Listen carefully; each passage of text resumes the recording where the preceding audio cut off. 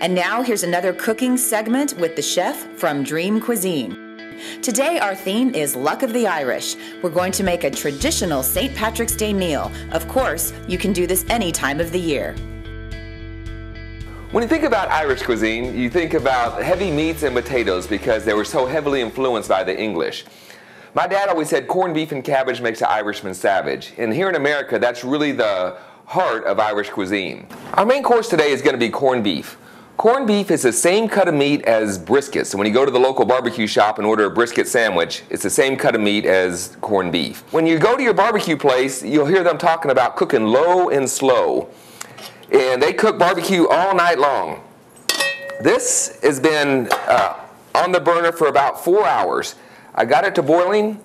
In the pot is just a little bit of celery and some onion and some pickling spice. And then this is our corned beef. So it's been cooking in there for about 4 hours, trying to get it nice and tender. Here in a moment, we're going to take it, trim the fat off of it, put a nice little sweet glaze on there, and then cook it with some vegetables for another 30 minutes. I'm going to do the potatoes and carrots, but instead of just boiling them in water, I'm going to strain some of the broth that we use to cook the corned beef, because this is full of beef flavor. It's been cooking for hours, and that'll add some extra flavor to our root vegetables. So we've got carrots and potatoes boiling over here, and we used some of the water that came off of the corned beef because it had a lot of flavor and stuff in there already. So now we're going to prepare our corned beef for its next step, which is going to be to bake it. So remember, this guy has been cooking for over 4 hours, and so hopefully it's pretty tender. Just take a sharp knife, and you want to get rid of the fat. Okay, and the next thing you want to do is scorch the top. You just want to run your knife across it because we're going to put a glaze on there. We want some room for that glaze to sink in.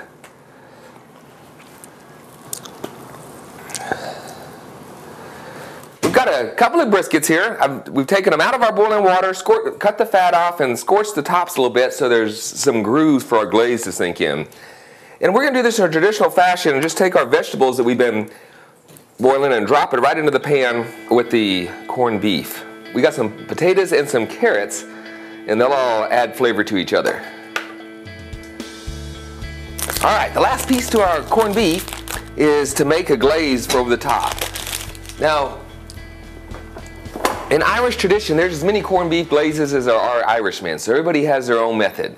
But I like to use a little butter, brown sugar, mustard, and then throw in some horseradish to give it some really good zest. All right, we have half a cup of butter in there already melting, and we're going to put with that 1 cup of brown sugar. Next step is some good old mustard. Any type of mustard will do. I like using the German style mustards.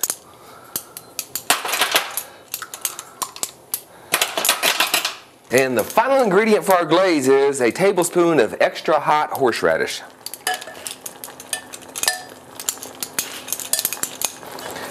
And we're just going to whisk this together till it forms a nice smooth glaze. All right, this is our glaze. Remember, it has brown sugar and butter and German mustard and extra hot horseradish. We whisked it together till it's nice and smooth. And now we're just going to spoon it over our corned beef. I'm going to try and get all the edges so everything is coated. And remember to push it around a little bit so it sinks down in those grooves we cut in there. Now we're going to throw this whole pan back into the oven at 375 for 25 minutes. We've got a corned beef and potatoes and carrots in there cooking, but you can't make an Irishman savage if you don't have the cabbage. So instead of boiling the cabbage like the traditional Irish meal, we're in Texas, so we're going to fry ours. And fried cabbage starts with bacon, just regular bacon, and you want to get about 6 or 8 strips of it and heat it up. We're going to cook the bacon and then remove it, but we're going to fry the cabbage in the bacon grease. What we want to do now is we got our bacon grease here, is we want to get this, keep this good and hot and start our cabbage. We start by throwing in a couple of cloves of chopped garlic and 1 small onion that's been roughly chopped.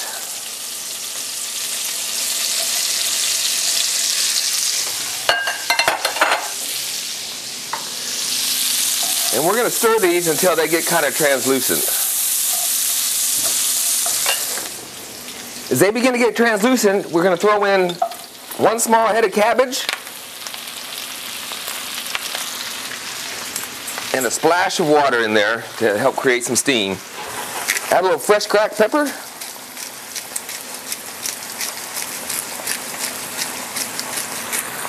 And some good old salt. And then we're going to cover this until it cooks down a bit. Okay, we've had our cabbage. Remember, we put this in here with bacon grease, a little bit of water, some salt and pepper. There's onions and garlic in there. Now the bacon that we cooked earlier, we took out and put a rough chop on, and we're going to just mix that right back in there.